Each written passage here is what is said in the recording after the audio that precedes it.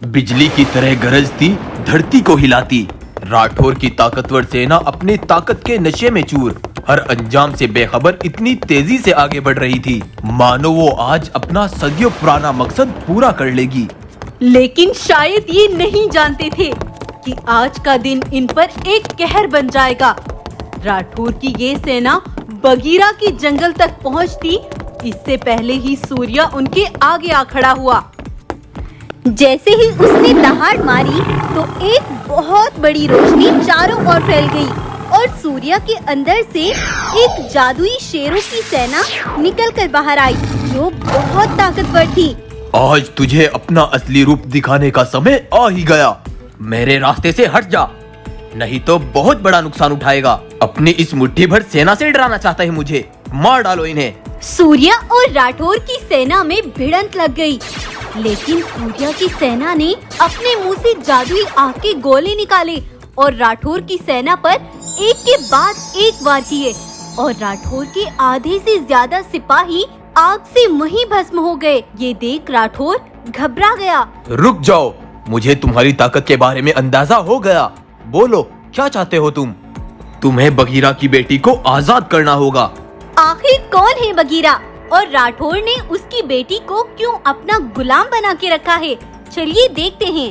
दरअसल आज से कुछ समय पहले एक बड़े मालदार जंगल का राजा बगीरा, जो कि आसपास के जंगलों का भी राजा था।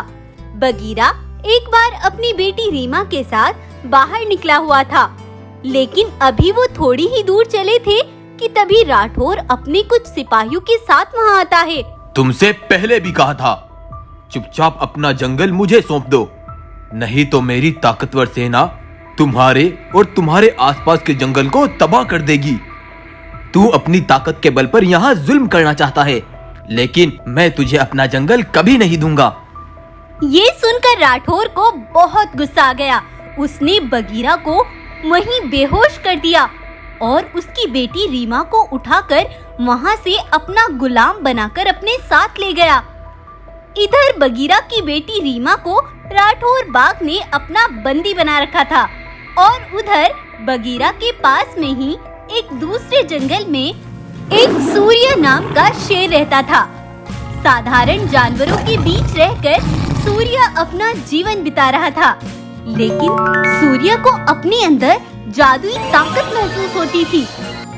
कभी वो अपनी जादुई शक्तियों से आसमान से हल्की हल्की बारिश करवाता, तो कभी कभी अपनी शक्तियों का आनंद उठाते हुए तेज हवाएं चला देता।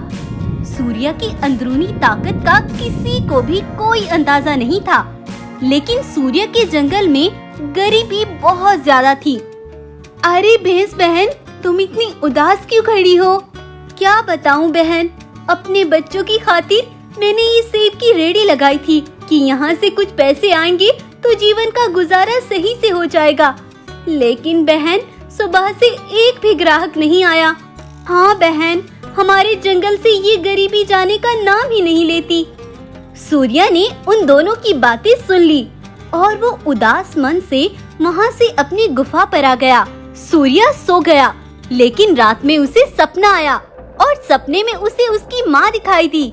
सूर्या, तुमसे सच्चाई छिपी हुई है बेटा, अब उस सच को जानने का समय आ गया है। बेटा, बचपन से ही तुम्हारे अंदर एक जादुई ताकत थी, लेकिन तुम्हारे अंदर की ये जादुई शक्तियाँ तुम्हें उस ताज से ही हासिल हो सकती हैं। लेकिन वो मुझे ताज कहाँ से मिलेगा?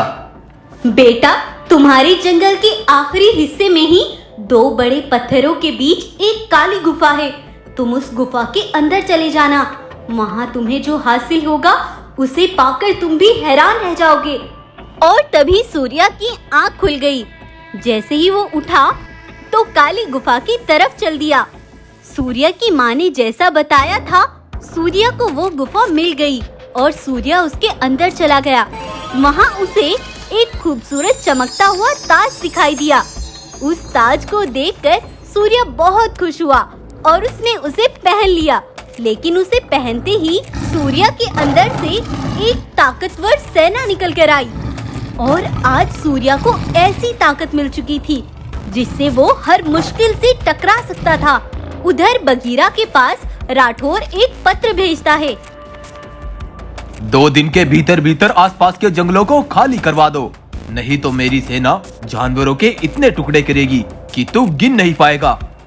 राठौर की इस धमकी से बगीरा डर गया।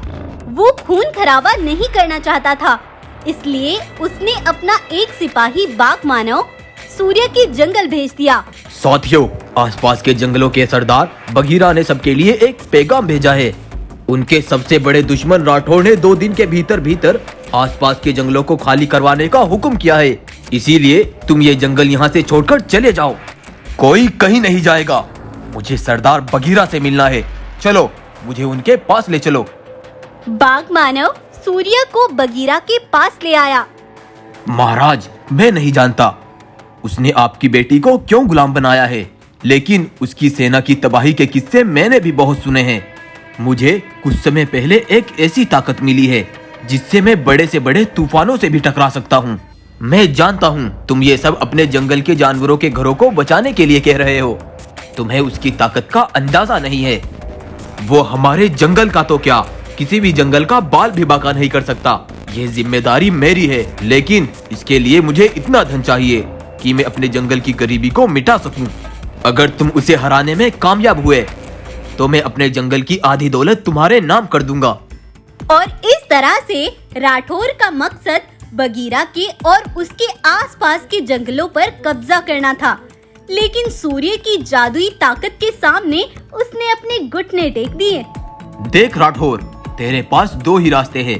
या तो बगीरा की बेटी को आजाद कर दे और अपना ये जुल्म खत्म कर दे, नहीं तो तेरी बची हुई ये सेना भी मारी जाएगी। नहीं नहीं नहीं, तुम ऐसा कुछ मत करना।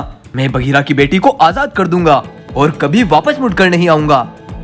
राठौर अपने बचे खुचे सिपाहियों को लेकर वहाँ से दुम दबाकर भाग गया और उसने बगीरा की बेटी को भी आजाद कर दिया। रीमा अपने पिता से मिलकर खुश हो गई। वादे के मुताबिक बगीरा ने सूर्य को बहुत सारा धन दिया, जिसे सूर्य ने अपने जंगल के जानवरों में बांट दिया और बाद में सूर्य और रीमा की शादी हो गई। सूर्य की जादुई शक्तियों से उसका जंगल गरीबी से मुक्त हो गया था और बगीरा की बेटी भी आजाद हो गई थी। तो आपको ये कहानी कैसी लगी, हमें कमेंट करके जरूर बताएं। कहानी अगर आपको पसंद आई है तो लाइक, शेयर और सब्सक्राइब करना ना भूलें।